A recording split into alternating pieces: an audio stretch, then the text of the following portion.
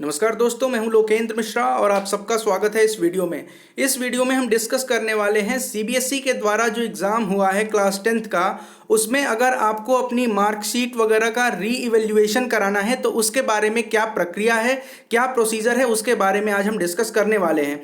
तो central board of secondary education यानी कि सीबीएसई बोर्ड ने नोटिस जारी किया है कि किस प्रकार आप अपने सब्जेक्ट्स की कॉपीज़ को री इवैल्यूएट करा सकते हैं, कैसे उसकी फ़ोटोकॉपी आप तक आ सकती है और कैसे आप उसका वेरिफिकेशन करा सकते हैं। तो एक एक करके हम देखते हैं कि आखिर क्या प्रोसीजर है और इस वीडियो के बाद पूरी तरह से ये बात क्लियर हो जाएगी, आप लोगों को समझ में आ जाएगी कि कैसे अप्लाई करना है इसके लिए, एप्लीकेशन की फ़ीस क्या है, अगर आपके नंबर घट गए तो क्या होगा, अगर आपके नंबर बढ़ेंगे तो नई मार्कशीट आएगी उसका क्या होगा। ये सारी बातें इस वीडियो के बाद आपको क्लियर हो जाएंगी। तो चलिए शुरुआत करते हैं। इसके पहले अगर आपने चैनल सब्सक्राइब नहीं किया है तो चैनल जरूर सब्सक्राइब कर लें। क्लास 10th और 12th सबका सिलेबस सब कुछ हम लोग यहाँ पे कराते रहते हैं, तो उसके लिए आपके लिए बेनिफिशियल हो जाएगा। चलिए तो शुरुआत करते हैं। सबसे पहले तो इस बार 2020 का सीबीएसई का जो रिजल्ट आया है उसके रिगार्डिंग ये नोटिस है और इसमें सबसे पहला पॉइंट जो है वो ये बता रहा है कि आपको अगर कुछ भी चेंज कराना है, मार्कशीट का री इवैल्यूएशन कराना है, तो पहली चीज़ जो आपको याद रखनी होगी वो ये है कि आपका ये सारा प्रोसेस वो ऑनलाइन होगा और वो सीबीएसई बोर्ड की वेबसाइट से होगा। सीबीएसई बोर्ड की वेबसाइट का ये देखिए यहाँ पे एड्रेस लिखा हुआ है www.cbse.nic.in पे आप जाएंगे और वहाँ आप प्रोसेसिंग चार्जेस जो हैं वो देने के बाद आपका काम शुरू हो जाएगा। कैसे पेमेंट कर सकते हैं? तो आप किसी भी तरह से पेमेंट कर सकते हैं जो कि ऑनलाइन माध्यम है। याद रखिएगा कि ऑफलाइन यानी कि पोस्टल ऑर्डर हो गया, डिमांड ड्राफ्ट हो गया, मनी ऑर्डर हो गया, चेक हो गया, कैश हो गया, ये सारे मेथड अवेलेबल नहीं है, प्रोसेसिंग ऐसे नहीं होगी। आपको online credit card, debit card या नेट बैंकिंग से ही पेमेंट करना होगा। अगर आपके जो फॉर्म हैं जो आप वहाँ पे भेज रहे हैं, एप्लीकेशंस जो आप भेज रहे हैं ऑनलाइन जो फिलअप कर रहे हैं, अगर वो इनकम्प्लीट रह गया या फिर ऑफलाइन आपने भेजा तो उसको कंसीडर नहीं किया जाएगा, उसको रिजेक्ट कर दिया जाएगा। और जो बाकी आगे के स्टेप्स हैं वो सारे स्टेप्स मैं आपको बताने वाला हूँ। पॉइंट नंबर 6 बता रहा है आपको कि decrease even by 1 mark shall be affected, यानी कि अगर एक नंबर भी आपका कम हो रहा है तो उसको भी इफेक्टिवली लागू किया जाएगा। मतलब कि अगर आपका किसी में 68 मार्क्स है तो उसको 67 अगर आ रहा है तो 67 उसको कर दिया जाएगा। ठीक है, आगे बढ़ते हैं अगले क्वेश्चन की तरफ। सॉरी, क्वेश्चन बताते बताते क्वेश्चन ही याद आ जाता है। आगे बढ़ते हैं। अगला पॉइंट क्या बता रहा है हमें, ये इंक्रीज और डिक्रीज का जो मार्क है वो जैसे ही आपकी मार्कशीट आएगी रीइवैल्यूएशन के बाद वो आपको एक नई मार्कशीट इशू कर दी जाएगी। किसके द्वारा? तो सीबीएसई के द्वारा।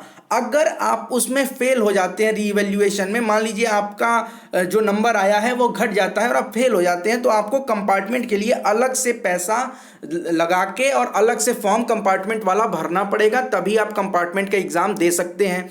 दूसरी चीज़ है कि प्रोसेसिंग चार्जेस जो भी होंगी इसके दौरान वो रिफंडेबल नहीं होंगी, आपके नंबर बढ़ें या आपके नंबर नहीं बढ़ें।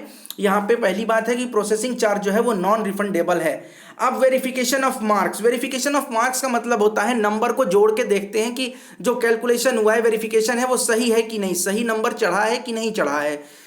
तो इसके लिए 500 रुपये एक सब्जेक्ट का आपको देना पड़ेगा वेरिफिकेशन के लिए। ठीक है, आगे बढ़ते हैं। 500 रुपये आपको क्लियर हो गए कि देना पड़ेगा। उसके बाद से देखिए, ये आपका जो वेरिफिकेशन मार्क है ये सीबीएसई की वेबसाइट पर अपलोड कर दिया जाएगा। अगर किसी प्रकार का चेंज होता है मार्क्स में तो वो बाद में आपको स्पीड पोस्ट या मेल के द्वारा सीबीएसई से भेजा जाएगा। अगर कोई चेंज मार्क्स में नहीं होता है तो आपके पास कोई लेटर सीबीएसई के द्वारा नहीं भेजा जाएगा। इसके अलावा applicants are advised to visit CBSE website after for the status of verification request, यानी कि वेरिफिकेशन रिक्वेस्ट आपने जो की है उसका स्टेटस आप जाकर सीबीएसई बोर्ड की वेबसाइट पर देख सकते हैं। वही है cbse.nic.in, जो मैंने अभी ऊपर बताया था ना, वही था ना। ठीक है, आगे बढ़ते हैं। ओनली देखिए point number C, most important point, only those candidates who will apply for verification of marks online will be eligible to apply for obtaining photo copy of answer books in that और दो subjects. कहने का मतलब है यदि आपने verification of marks के लिए अप्लाई कर दिया है तभी आप अपनी आंसर शीट का फोटो कॉपी देख सकते हैं। फोटोकॉपी देखने के चार्जेस अलग हैं, मैं अभी डिस्कस करूंगा, पूरा एनेक्स्चर में बताऊंगा कि किस तरह से फॉर्म आपको भरना है, क्या चीजें हैं। लेकिन आपको इतना याद रखना है कि अगर आपको फोटोकॉपी देखनी है अपनी मार्कशीट की तो इसके पहले आपको वेरिफिकेशन ऑफ मार्क्स के लिए अप्लाई करना पड़ेगा। जिस सब्जेक्ट के वेरिफिकेशन के लिए आप आपने अप्लाई किया है मार्क्स के, उसकी ही कॉपी आप देख सकते हैं, और वो भी तब जब उसके लिए जो पेमेंट है वो आप पे कर देंगे तब। ठीक है, अब फोटोकॉपी कैसे आप लेंगे, इवैल्यूएटेड आंसर बुक जो है उसकी फोटोकॉपी आपको कैसे मिलेगी, तो मैंने बता दिया आपको क्या क्या करना है, इसके बारे में अभी आगे भी मैं बताने वाला हूं। एक चीज यहां पे और है कि इनकम्प्लीट वाला तो क्लियर है, इनकम्प्लीट कोई भी फॉर्म आपने भरा है, कोई भी एप्लीकेशन इनकम्प्लीट भरा है, या फिर पैसा पेमेंट नहीं किया, ऑफलाइन माध्यम से कर दिया, तो ये सारी चीजें कंसीडर नहीं होनी है, सीधे सीधे आपकी रिजेक्ट हो जानी है फॉर्म। ठीक है, applicants are provided scanned copy of the answer book in their login account. आप लॉगिन करेंगे, आपको एक आईडी पासवर्ड होगा, जैसे ही आप लॉगिन करेंगे तो आपके जो इवैल्यूएटेड आंसर बुक है, आंसर कॉपी है, जो आंसर शीट है, वो आपके सामने स्क्रीन पर आ जाएगी, आप उसकी फोटोकॉपी देख सकते हैं। अब देखिए यहाँ पे एफ पॉइंट इंपॉर्टेंट है, if the candidate desires to challenge the marks awarded to any question then he और she will have to apply online as per schedule for reevaluation of marks. देखिए समझिए क्या करना है आपको। सबसे पहले तो आप अप्लाई करेंगे वेरिफिकेशन के लिए। वेरिफिकेशन के लिए आपने अप्लाई किया, वेरिफिकेशन होके आपका आ गया, उसके बाद आप अप्लाई करेंगे फोटोकॉपी देखने के लिए। आपने फोटोकॉपी देखी और तब आपको लगा कि यार कुछ गलत हो गया है, कुछ नंबर नहीं चढ़े हैं, या फिर कुछ ऐसी चीजें हैं जिसपे गलत मार्किंग कर दी गई है, या कोई कॉपी चेक ही नहीं हुआ है, कोई क्वेश्चन चेक ही नहीं हुआ है, तो इस केस में आप दोबारा से अब एक फिर अप्लाई करेंगे। आप क्या अप्लाई करेंगे, तो अब आप री इवेल्युएशन के लिए अप्लाई करेंगे। तो 3 स्टेप है, आप समझिएगा इस बात को। री इवेल्युएशन के लिए तब आप अप्लाई कर सकते हैं। अब री इवेल्युएशन में क्या है, वही बात है, आपको पेमेंट करना होगा एक क्वेश्चन के लिए 100 रुपए। देखिए यहां लिखा हुआ है रिक्वेस्ट फॉर री इवेल्युएशन और challenges shall be accepted only for theory portion. याद रखिएगा, सिर्फ थ्योरी के जो क्वेश्चंस हैं उसके लिए ही आप री इवेल्युएशन का फॉर्म डालेंगे, और उसके लिए एक क्वेश्चन का आपको 100 रुपए पेमेंट करना पड़ेगा। सपोज आपने एक सब्जेक्ट में 5 क्वेश्चन को चैलेंज किया है री इवेल्युएशन के लिए, तो 500 रुपए आपको पेमेंट करने पड़ेंगे सिर्फ उस सब्जेक्ट के लिए। तो ये आपको देख के चलना है। अब कैसे क्या करना है, photocopy of the answer books under RTI act 2005, वो आरटीआई एक्ट जो है 2005 का, उसके तहत आपको ये दिया जाएगा।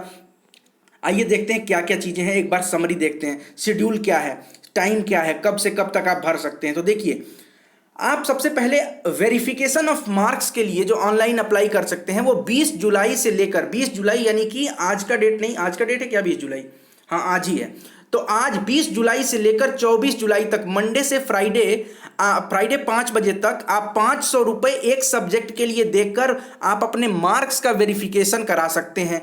दूसरी चीज है कि 4 अगस्त और 5 अगस्त, मतलब मंगलवार और बुधवार को, ट्यूसडे और वेडनेसडे को, you can apply online for obtaining photocopy of evaluated answer books. इसके लिए 500 रुपए एक आंसर बुक का, यानी एक सब्जेक्ट के कॉपी को देखने के लिए आपको 500 रुपए पे करना पड़ेगा।